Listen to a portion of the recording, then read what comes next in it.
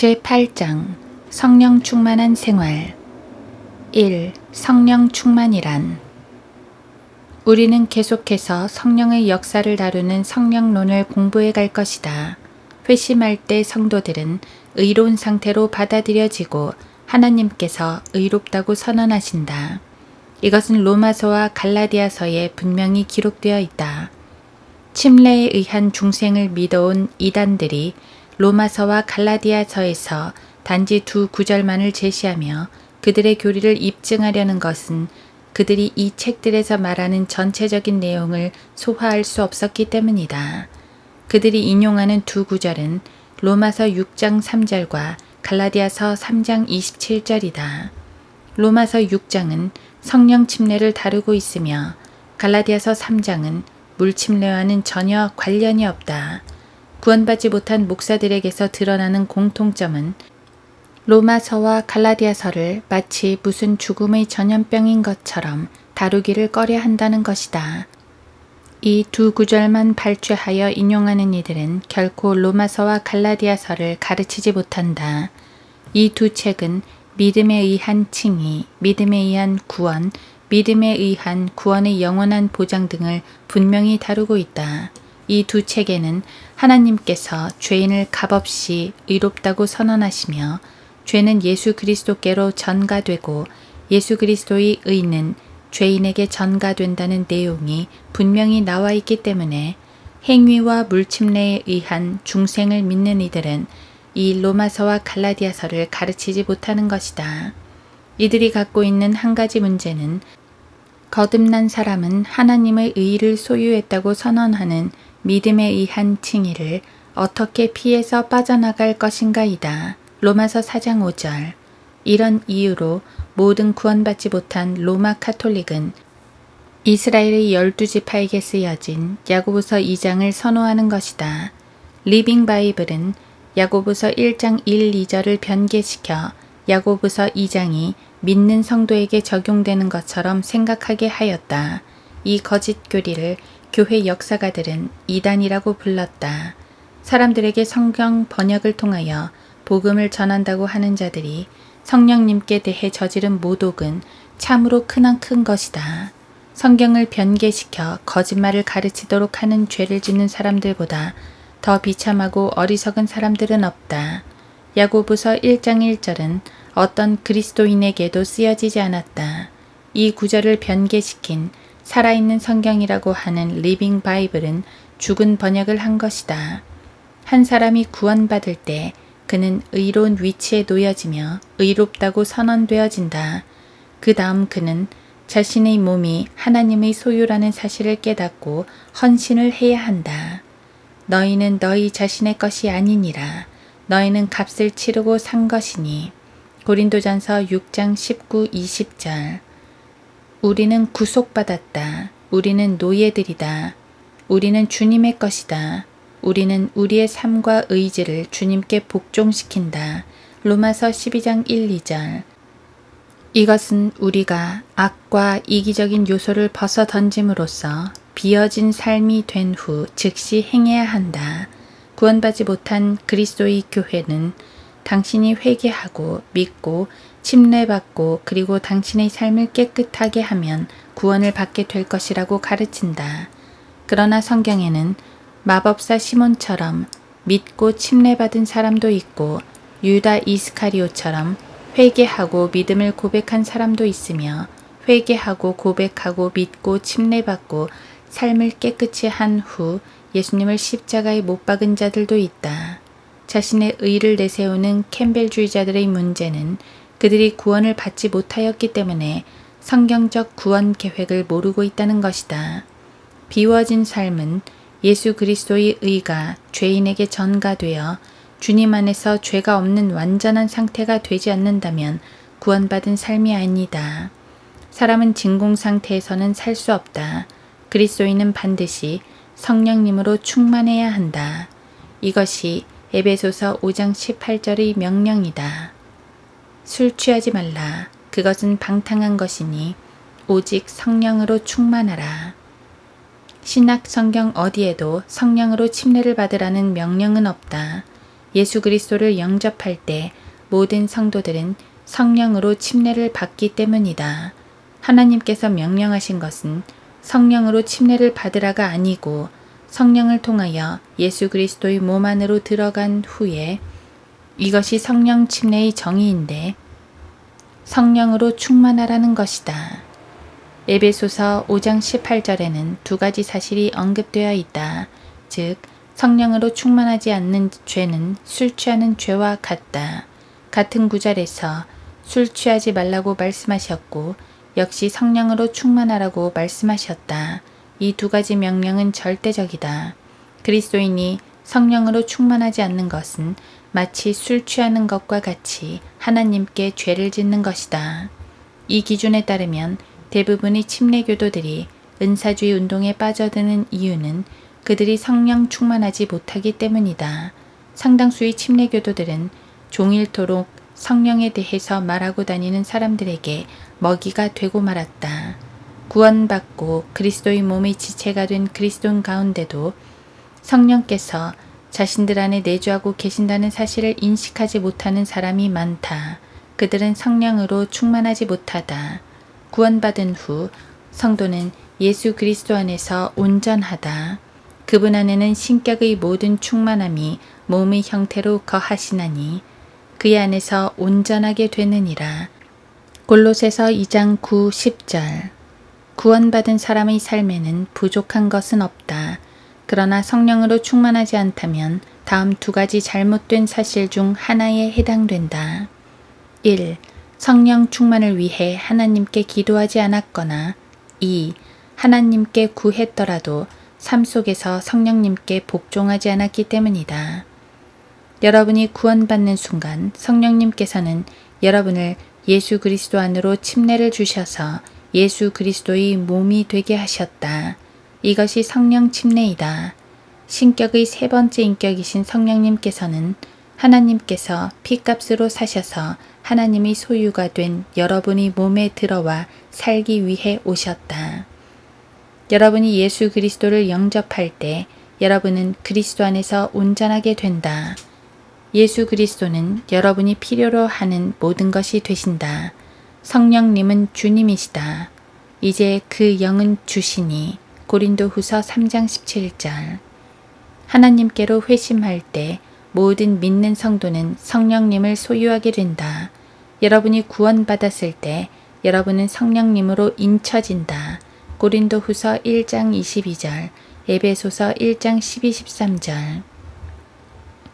이 사실이 믿어지지 않는다면 그것은 지금 죄 가운데 있거나 아니면 입으로만 그리스도인이라고 말하기 때문이다. 우리가 우리의 삶을 주관하는 것을 포기할 때 성령님은 우리에게 더욱더 자신으로 채우신다. 이것이 바울이 갈라디아서 4장 19절에서 믿는 성도 안에 그리스도가 형성되도록 기도한다는 것이다. 성령님께서는 우리 안에 내주하시지만 우리의 태도에 따라 우리를 주관하지 않으실 수도 있다. 누가복음 11장 13절은 하물며 하늘에 계신 너희 아버지께서 구하는 자들에게 성령을 주시지 않겠느냐고 말씀한다. 우리는 성령 충만을 위해 간구하라고 명령받았다. 누가복음은 오순절이 지난 오랜 후에 쓰여졌다. 오순절 사건은 성령의 내주하심을 언급하고 있는 반면 누가복음 11장 13절은 성령의 채우심과 충만케 하심을 간구하라고 말씀한다. 이것은 어쩌면 회심 후에 겪을 수도 있는 체험일지도 모른다. 사람들은 성령이 내주하신 후 나중에 받게 될 성령 충만을 성령 침례와 혼동한다. 특정 교리를 입증하기 위해 수십 종의 서로 다른 성서 번역본들을 사용하는 사람들은 그들의 감정적인 경험에 근거하여 하나님의 말씀을 거부해 왔다. 이들은 교회 연합운동을 하는 자들과 은사주의자들 그리고 경험을 중시하는 불안정한 사람들로 항상 자신들의 느낌으로 절대 무호한 하나님의 말씀을 판단한다. 물론 이것은 매우 어리석고 현명치 못한 짓이다. 성경은 모든 책들을 심판한다. 성경은 그 교리와 함께 여러분의 태고적 조상이 태어나기 전에 확립되었고 만일 주님이 지체하신다면 여러분이 가장 나중 후손이 죽을 때까지 동일한 효력을 나타낼 것이다. 만일 여러분이 구원받은 후에 당신이 경험한 몇 가지 느낌으로 사도행전이나 야고보서, 히브리서를 판단한다면 당신은 참으로 어리석은 사람이다. 이는 참으로 현명하지 못한 일이며 사탄이 하는 일이다. 여러분이 구원받았을 때 하나님은 여러분을 의롭게 하신다. 그러나 성령님께 순종하여 여러분의 삶을 성령님의 인도하심에 맡기는 일은 전혀 별개의 것이다. 한 사람에게 위기가 찾아오는 때는 그가 예수 그리스도를 받아들일 때가 아니고 구원받은 후 하나님의 뜻을 따르고자 자신을 드릴 때이다. 하나님의 자녀가 경험하게 되는 가장 큰 위험은 의지를 굴복시킬 때 발생한다. 왜냐하면 사탄은 그 누구보다도 당신의 의지를 통제하기를 좋아하기 때문이다. 그러므로 그리스도인의 삶에 있어서 가장 위험스러운 경험은 구원받은 후에 다가온다. 이때 성경을 인용하고 성경을 믿는 채 하는 이단들이 그리스도인에게 다가와 하나님의 뜻에 굴복하는 것은 감정적인 경험을 체험하는 것이라고 생각하게 한다. 이것이 새로 태어난 영적 갓난 아이의 삶에 있어서 가장 위험한 순간이다.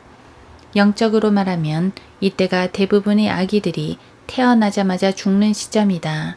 이는 그리스도인들이라고 주장하고 성경을 인용하는 이단들이 결코 죄인들에게 갑자기 덤벼들지 않고 그들이 구원받을 때까지 기다리는 이유이다. 만일 당신이 구령하는 사람이라면 그들의 전략을 알 것이다. 제자들은 오순절을 기다려야만 했는데 누가복음 24장 49절 이는 오순절은 체험이 아니라 유대인의 명절이기 때문이다. 사도행전 2장 4절은 성령께서 내주하러 오신다는 약속의 성취이다. 성령께서는 유대인의 한 명절을 택하셔서 그 체험을 허락하셨다. 이 지구상에서 그러한 체험이 있었던 오순절은 사도행전 당시 한 번뿐이었다. 그 후 적어도 1900년 이상의 오순절이 있어 왔다. 그날 성령은 하늘로부터 이 땅에 있는 성도들 안에 내주하시기 위해 오신 것이다. 모든 성도에게는 성령님이 계시지만 성령님이 모든 성도를 주관하시지는 않는다. 성도들에게는 아직도 하나님께 반역하려는 의지와 옛 성품이 있다. 기도할 수도 있지만 안 할 수도 있다. 주님을 증거할 수도 있지만 그렇지 않을 수도 있다. 순종할 수도 있지만 불순종할 수도 있다. 즉, 거듭난 하나님의 자녀는 성령님께 순종할 수도 있고 아니면 저항하거나 성령님을 슬프시게 할 수도 있다. 믿음에 의한 가장 훌륭한 행위는 성도가 그의 삶을 포기하고 성령님께 내어드리는 것이다. 사탄은 성도의 생애를 장악하기 위해 성령을 흉내낸다. 성도가 구원받고 성령님께 헌신할 준비가 되자마자 사탄이 하는 모든 일은 성령님을 흉내내는 일이다. 미국에서는 매년 100만 명 이상의 사람들이 예수 그리스도를 믿겠다고 믿음을 고백한다. 그런데 2천만 명 이상의 영접 기도가 있었는데도 실제로 성령이 말씀하시는 대로 행하고 있는 그리스도인들은 50만 명도 채 안 된다. 이것은 사탄이 성령을 흉내내어 이들을 낚아채버렸기 때문이다. 독립침례교회, 근본주의 교회, 초교파 교회, 잭 바님프와 빌리 그라함의 복음집회, 제리 팔웰의 TV 사역, 잭 하일스와 기타 유명한 목사들의 엄청난 집회들을 통해 매년 100만 명 이상이 예수 그리스도에 대한 신앙을 고백했지만 신약 성경의 기준에 반 정도의 자격을 갖춘 사람은 10분의 1도 채 안 된다. 이들 10분의 9는 그들이 하나님의 말씀을 갖고 있다는 사실조차 믿지 않는다. 무엇이 문제인가? 문제는 매년 신앙을 고백하는 90만 명 이상의 회심자들이 2년도 채 안 돼서 하나님의 말씀에 대한 신뢰를 저버리고 그 말씀에 대한 복종을 그만둔다는 데 있다. 성도가 성령님께서 그의 삶을 온전히 주장하시고 모든 작은 일이라도 완전하게 통치하신다는 사실을 분명히 인식할 때만이 성령의 충만이 받아들여지게 된다. 성령님은 자신의 영감으로 기록하고 보존하신 성경에서 말씀하신 것과 어긋나게 성도를 인도하지 않으신다. 성령님은 사도행전 2장 38절을 기록하셨고 그 말씀의 모든 대상은 유대인들이거나 유대교로 개종한 자들이었다.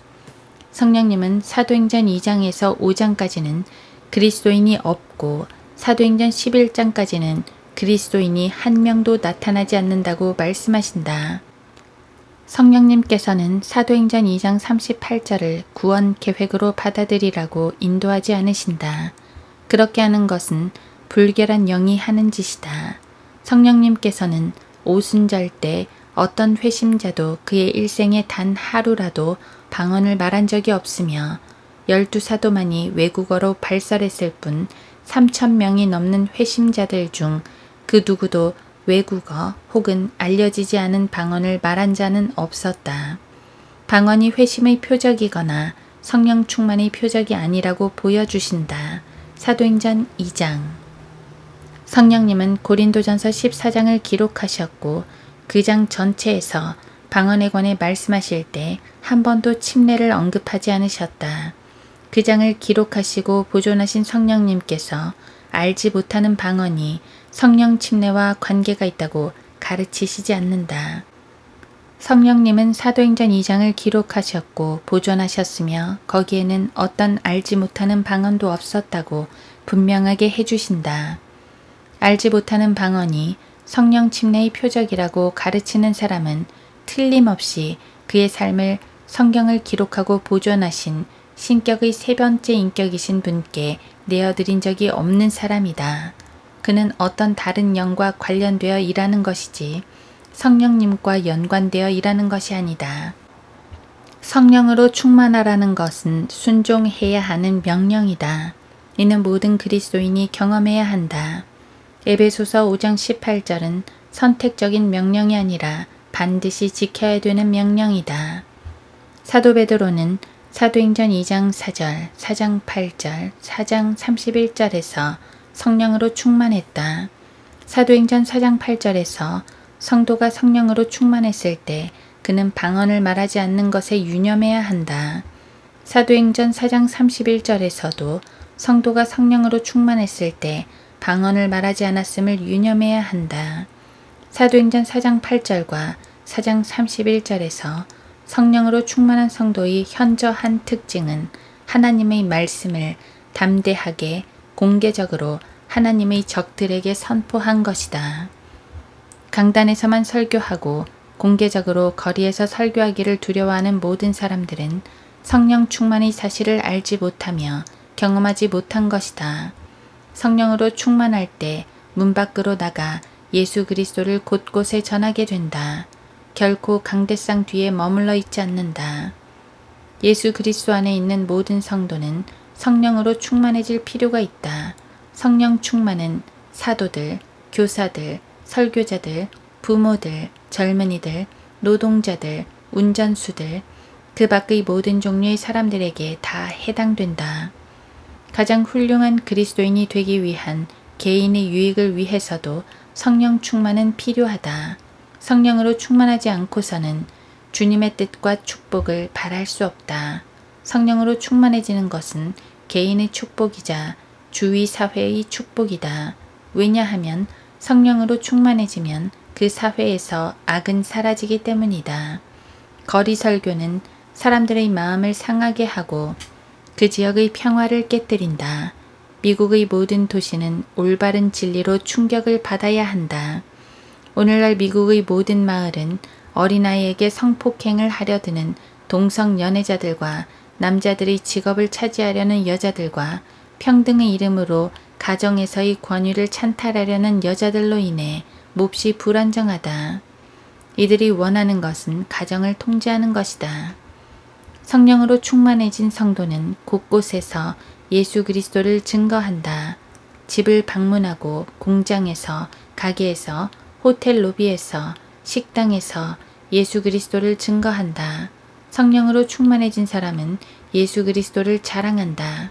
예수 그리스도는 성령님은 스스로를 말하기 위해 오시지 않는다고 말씀하셨다.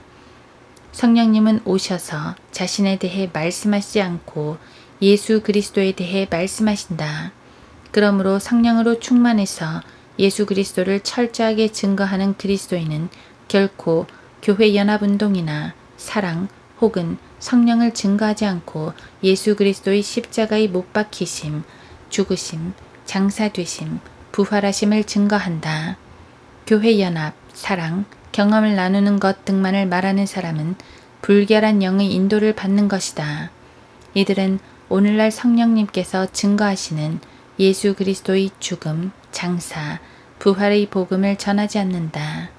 성령님께서는 우리의 지성을 밝혀주시고 마음을 따뜻하게 해주시며 우리의 양심을 정결케 하시고 우리가 순종할 때까지 의지를 격려하신다. 뿐만 아니라 성령께서는 우리가 주 예수 그리스도께 계속해서 순종하도록 지켜주신다.